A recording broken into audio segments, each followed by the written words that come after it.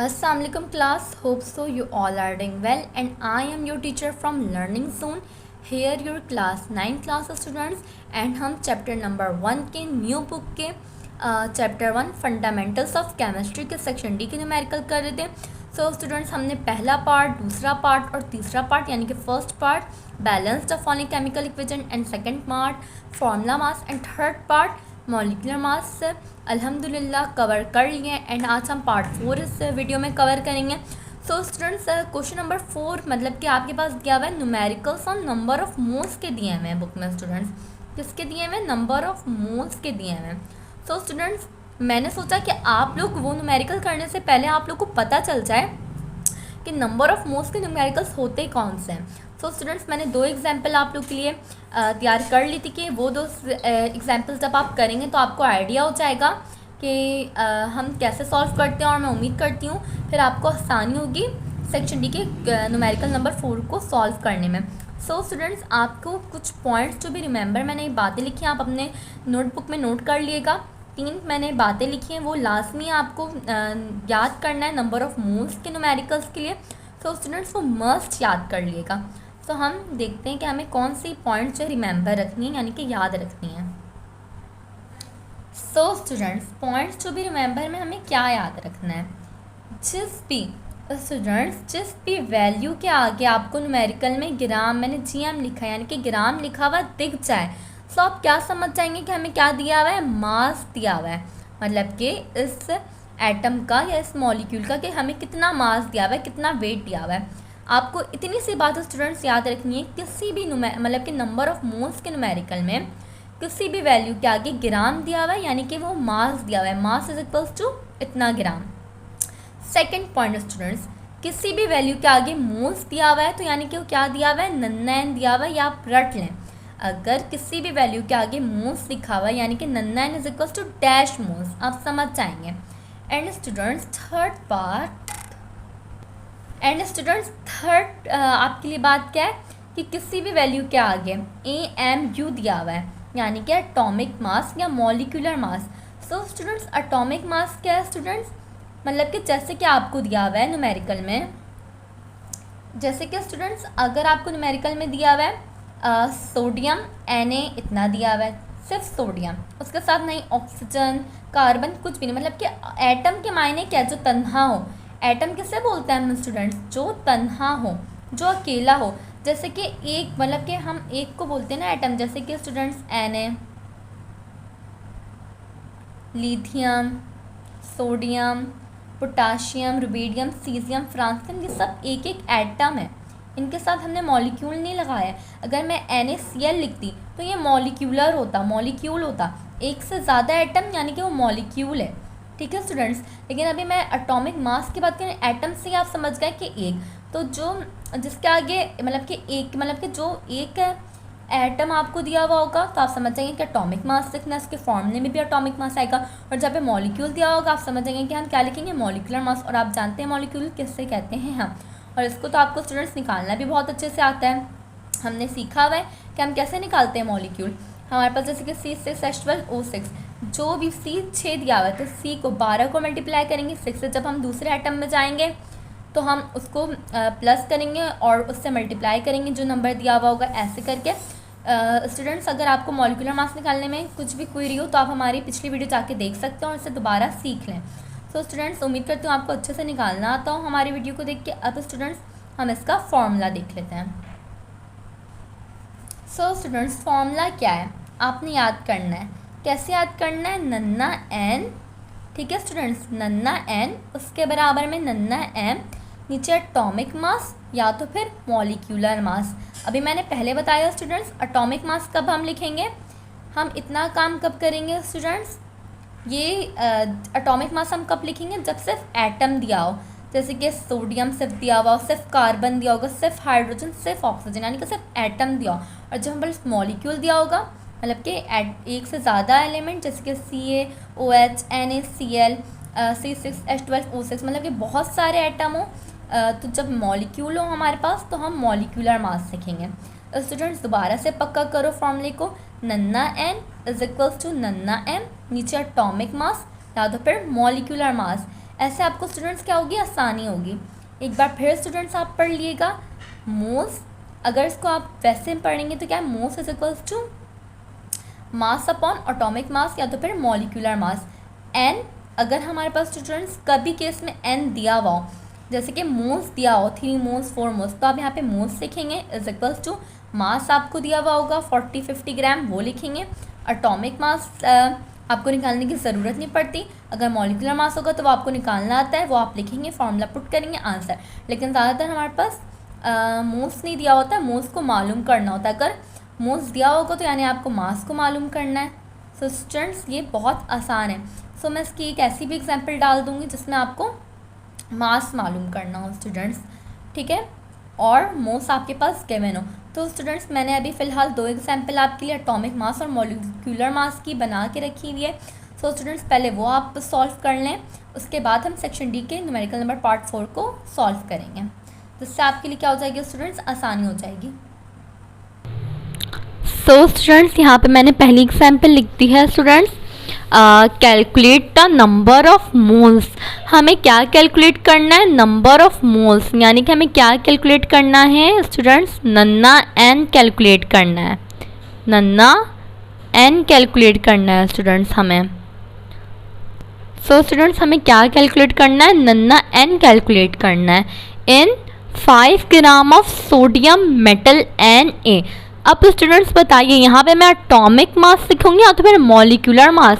मेरे पास सिर्फ सोडियम दिया हुआ है Na, तो ये क्या है, एटम है, ये तन्हा है, सिर्फ एटम, तो एटॉमिक मास लिखूंगी। और मैंने एक और पॉइंट जो भी मैंने बताया था, जिस भी वैल्यू के साथ ग्राम दिया हो यानी हमें क्या दिया हुआ है, मास। सो स्टूडेंट्स हमें डेटा बनाने में कोई मुश्किल है, बिल्कुल भी नहीं है। हमारे पास गिवन क्या क्या चीज़ है, ग्राम गिवन है, यानी कि मास इज इक्वल टू 5 ग्राम और सोडियम मेटल Na। स्टूडेंट्स मैंने आपको बोला था कि पीरियोडिक टेबल में से आप टेबल याद कर लें, उम्मीद करती हूँ आप सबने याद कर ली होगी। और यूजुअल सी बात है स्टूडेंट्स, यूजुअली आप सबको पता होती है कि सोडियम का एटॉमिक वेट कितना होता है, 23 AMU। सो स्टूडेंट्स डेटा बनाते हैं। सो स्टूडेंट्स मास हमें दिया हुआ था 5 ग्राम, हमने लिख दिया। एटॉमिक मास ऑफ सोडियम कितना दिया हुआ है, 23 AMU। ये हमारा डेटा बन गया। रिक्वायर्ड हमें मालूम क्या करना है, नन्ना n is equals to question mark. अब स्टूडेंट्स आपको फॉर्मूला मुझे पूरा है कि नहीं कि याद। सो स्टूडेंट्स फॉर्मूला क्या था, नन्ना एन बराबर में नन्ना एम। अब मैंने स्टूडेंट्स मॉलिक्यूलर मास क्यों नहीं लिखा, क्योंकि मेरे पास एटम था, तो एटॉमिक मास, तो मोल्स मुझे मालूम करना था, तो n is equals to mass मेरे पास 5 दिया हुआ था 5 ग्राम, अपॉन एटॉमिक मास मुझे 23 दिया हुआ था। सोडियम का एटॉमिक मास 23 होता है। अब मैं क्या करूँगी, 5 को डिवाइड करूँगी 23 से। सो स्टूडेंट्स जब मैं 5 को 23 से डिवाइड करवाऊंगी तो मेरे पास क्या आएगा, n is equal to 0.217 moles. So students moles लिखना नहीं भूलिएगा, मतलब कि एसेंशियल नॉट भी और एसेंशियल भी है। सो स्टूडेंट्स लिख दिएगा। सो स्टूडेंट्स अब आपको समझ आया होगा कि नंबर ऑफ मोल्स का न्यूमेरिकल कैसे होता है। सो स्टूडेंट्स मैंने आपको बोला था कि कहीं पे मैं आपको मास भी मालूम करने का डाल दूंगी, तो मैं ये चाह रही थी कि स्टूडेंट्स आप एक एटम वाला बनाए तो एक मॉलिक्यूल वाला भी। सो मैंने एक ऐसा क्वेश्चन कर दिया कि जिसमें हमें मॉलिक्यूलर मास गिवन होगा और लेकिन उसमें हमें मास को कैलकुलेट करना होगा। सो नेक्स्ट क्वेश्चन नंबर 2 के मतलब कि मैंने एक एग्जाम्पल नंबर 2 ऐसा बनाया। चलिए आपको सॉल्व करते हैं, फिर हम बढ़ेंगे अपने सेक्शन डी के न्यूमेरिकल नंबर 4 की तरफ, नंबर ऑफ मोल्स को सॉल्व करने के लिए। सो जल्दी करते हैं। सो स्टूडेंट्स मैंने एग्जाम्पल नंबर 2 क्या लिखी, कैलकुलेट द मास हमें। और स्टूडेंट्स यहाँ पे ऐसा था कि आप कैलकुलेट द मोल्स भी कर सकते हैं ऑफ 10 मोल्स ऑफ, तो यहाँ पे मोल्स की जगह क्या आ जाएगा, अगर मैं यहाँ पे मोल्स कैलकुलेट करूँगी तो 10 ग्राम ऑफ CO2। ऐसा भी एक क्वेश्चन आप स्टूडेंट्स कर सकते हैं। और स्टूडेंट्स अगर आपको और एग्जाम्पल्स बनानी हो तो आप मुझे कमेंट कर दिएगा, मैं आपको और एग्जाम्पल्स भी दे दूंगी बनाने के लिए, कि आप जितना बनाएंगे आपकी इतनी गिरफ्त होगी नंबर ऑफ मोल्स के न्यूमेरिकल्स में। सो स्टूडेंट्स अब जल्दी से हमें कैलकुलेट करना है मास, यानी रिक्वायर्ड में आ जाएगा mass is equal to question mark. हमें क्या गिवन है, मोल्स गिवन है, यानी कि नन्ना एन दिया हुआ है 10 मोल्स। नन्ना एन कितना दिया हुआ है स्टूडेंट्स, 10 मोल्स। एंड हमें क्या दिया हुआ है, अब CO2। हाँ अगर मुझे सिर्फ C दिया हुआ होता तो मैं क्या लिखती, atomic mass of carbon is equals to, लेकिन हमें पास CO2 दिया हुआ है, यानी कि मैंने स्टूडेंट्स यहाँ पे आप लोग के लिए लिख दिया है कि आप अगर आपने रिवीजन नहीं किया हो तो आपको रिवाइज हो जाए कि कैसे निकालते हैं मॉलिक्यूलर मास, लेकिन स्टूडेंट्स ये आपको खुद निकालना है। सो स्टूडेंट्स मैंने लिख दिया कार्बन का एटॉमिक वेट 12, जब हम दूसरे एटम में गए तो प्लस, और 2 ऑक्सीजन था तो 16 को मैंने मल्टीप्लाई किया, 2 से 16 जो था 32, 12 में प्लस करेंगे 32, तो molecular mass of CO2 is equal to 44 AMU। ये काम हो गया स्टूडेंट्स। सो स्टूडेंट्स रिक्वायर्ड में चलते हैं। मालूम क्या करना था, mass is equal to question mark. आप यहाँ पे MASS फुल फॉर्म भी लिख सकते हैं स्टूडेंट्स और M भी लिख सकते हैं। सो स्टूडेंट्स सॉल्यूशन नन्ना n, फॉर्मूला तो वही रहेगा लेकिन हमें रिप्लेसमेंट खुद करनी है। नन्ना n बराबर में नन्ना m, नीचे अब एटॉमिक मास की जगह क्या आएगा, मॉलिक्यूलर मास, क्योंकि CO2 है, ओनली C नहीं है क्योंकि आप एटम नहीं, आप मॉलिक्यूल है। सो स्टूडेंट्स अब आप देखिएगा, मुझे मोल्स दिया हुआ था, n मेरे पास गिवन था, कितना गिवन था 10, तो मैंने क्या लिख दिया स्टूडेंट्स 10 लिख दिया, बराबर इज इक्वल्स टू मैंने वैसे डाल दिया। मास मुझे नहीं गिवन था तो मैंने m को वैसे छोड़ दिया। जो चीज़ की वैल्यू आपको नहीं दी हुई होगी आप उसको तंग नहीं करेंगे, उसको वैसे ही छोड़ देंगे स्टूडेंट्स। मॉलिक्यूलर मास मैंने कितना निकाला था 44 AMU, 44 लिखा। अब स्टूडेंट्स आप बचपन से पढ़ते हुए आ रहे हैं, जो चीज़ डिवाइड होती है वो मतलब कि दूसरे पार्ट जाके क्या हो जाती है, मल्टीप्लाई हो जाती है, लेफ्ट में जाए या भले से वो राइट में जाए। तो मैंने क्या किया, m से डिवाइड हो रहा था 44, तो मैंने क्या किया, लेफ्ट हैंड में जाके 10 से क्या हो गया, मल्टीप्लाई हो गया, 10 multiply by 44 is equals to m आ गया सेम। तो जब मैंने 10 को 44 से मल्टीप्लाई करवाया, जब मैंने स्टूडेंट्स 10 को 44 से मल्टीप्लाई करवाया तो मेरे पास क्या आया, मेरे पास आया स्टूडेंट्स 440 इज इक्वल्स 440 आया, तो मैंने 440 इज इक्वल्स टू m लिख दिया। अब आप स्टूडेंट्स यहाँ पे डायरेक्ट नहीं करेंगे m इज इक्वल्स टू 440, थोड़ा आप स्टेप्स को मतलब कि वो करेंगे, मतलब कि एक्सप्लेन आउट करेंगे। तो अगर एक कोई चेक करे सामने तो उसको टीचर को आपके अच्छा लगेगा कि बच्चे ने अपनी मेहनत से किया और एक एक स्टेप को शो करा है कि यानी उसने बहुत दिल लगा के पढ़ा है। तो फिर मैंने क्या लिखा, m इज इक्वल्स टू यहाँ पे, और ये कुछ बच्चे यहाँ पे भी करके छोड़ देते हैं स्टूडेंट्स, तो वो गलत हो जाता है। आपने क्या करना है फिर, मास इज इक्वल्स टू 440 ग्राम, मास की कितनी यूनिट होती है, ग्राम, मैंने पहले भी बताया था, पॉइंट्स टू बी रिमेंबर में। सो स्टूडेंट्स ये आंसर। सो स्टूडेंट्स अब हम बढ़ते हैं अपने सेक्शन डी के न्यूमेरिकल नंबर 4 की तरफ, और आप देखिएगा वो आप लोग देखते साथ ही खुद बना लेंगे। सो स्टूडेंट्स अब हम सेक्शन डी के चैप्टर 1 के फंडामेंटल्स ऑफ केमिस्ट्री के सेक्शन डी के न्यूमेरिकल नंबर 4 सॉल्व करते हैं। सो स्टूडेंट्स अब आप खुद देखिए, आपने पहले जो एग्जाम्पल बनाई है उसके ज़रिए आपके लिए कितनी आसानी हो गई है, आपको खुद समझ आ गया होगा question. How many moles are required, हमें मालूम क्या करना है, हमें ये समझ आ गया कि हमें क्या मालूम करना है, नन्ना n मालूम करना है, जो हमने फर्स्ट एग्जाम्पल में किया था। यहाँ पे मास मालूम नहीं करना, नन्ना m करना है। अब रिक्वायर्ड टू पेपर मैंने बोलता कि हम अपने काम की चीज़ों से मतलब रखेंगे कि हमें क्या दिया हुआ है। सो मुझे दिख रहा है किसी वैल्यू के आगे ग्राम दिया हुआ है, यानी कि मेरे पास मास कितना दिया हुआ है 40 ग्राम। ओके स्टूडेंट्स, यानी कि मेरे डेटा गिवन में क्या आ गया, मास इज इक्वल्स टू 40 ग्राम, और H2SO4 ये एटॉमिक मास या मॉलिक्यूलर मास, कौन बताएगा मुझे स्टूडेंट्स, कमेंट में लाजमी बताएगा ये क्या है, मॉलिक्यूलर मास, क्योंकि मेरे पास एटम थोड़ी दिया हुआ है, सिर्फ मेरे पास H हाइड्रोजन थोड़ी दिया हुआ है, H2SO4 मॉलिक्यूल दिया हुआ है। सो स्टूडेंट्स हम क्या करेंगे, हाइड्रोजन मैं एक बार फिर बता देती हूँ, हाइड्रोजन 1 है, 1 को मल्टीप्लाई करेंगे 2 से तो क्या आ जाएगा, सेम आ जाएगा, 2 आ जाएगा, क्योंकि 1 से जो भी चीज़ टकराती है वैसे सेम रह जाती है 2। फिर दूसरे आइटम में जाएंगे, सल्फर प्लस आ जाएगा, सल्फर का कितना होता है 32, 32 में प्लस करेंगे, फिर ऑक्सीजन 16 मल्टीप्लाई बाय 4, तो हमारे पास क्या आ जाएगा, H2SO4 की आई थिंक 98 AMU निकल जाएगी। सो स्टूडेंट्स डेटा बनाते हैं।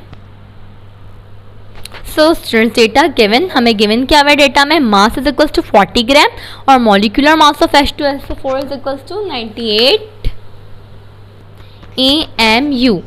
सो स्टूडेंट्स रिक्वायर्ड हमें मालूम क्या करना था स्टूडेंट्स, सो स्टूडेंट्स हमें मालूम करना था नन्ना n is equals to question mark, यानी कि हमें मोल्स मालूम करना था।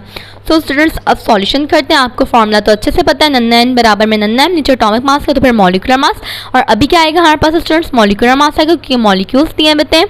सो स्टूडेंट्स सॉल्व करते हैं। सो स्टूडेंट्स हमने फॉर्मूला लगाया नन्ना m, इसके बराबर में नन्ना m, नीचे मॉलिक्यूलर मास।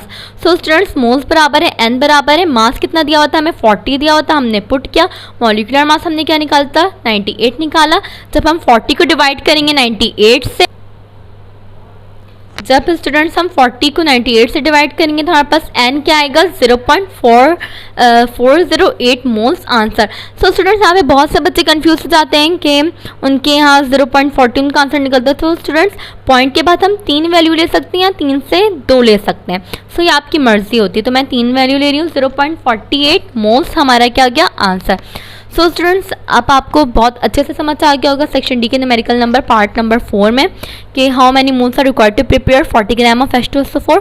सो स्टूडेंट्स, उम्मीद करती हूँ कि आज की हमारी वीडियो आपको बहुत अच्छी लगी हो और आपको बहुत अच्छे से समझ चुके। अगर आपको कोई भी नंबर ऑफ मोल्स के न्यूमेरिकल्स में क्वेरी हो तो लास्ट में कमेंट करें, और जिसने हमारे चैनल को अभी तक सब्सक्राइब नहीं किया तो जल्दी से सब्सक्राइब कर दें और लाइक कमेंट शेयर करना बिल्कुल ना भूलें। तब तक के लिए स्टूडेंट्स मिलेंगे अगले वीडियो में। अपना लाजमी ख्याल रखिएगा और दुआ में लाजमी याद रखिएगा लर्निंग जोन को।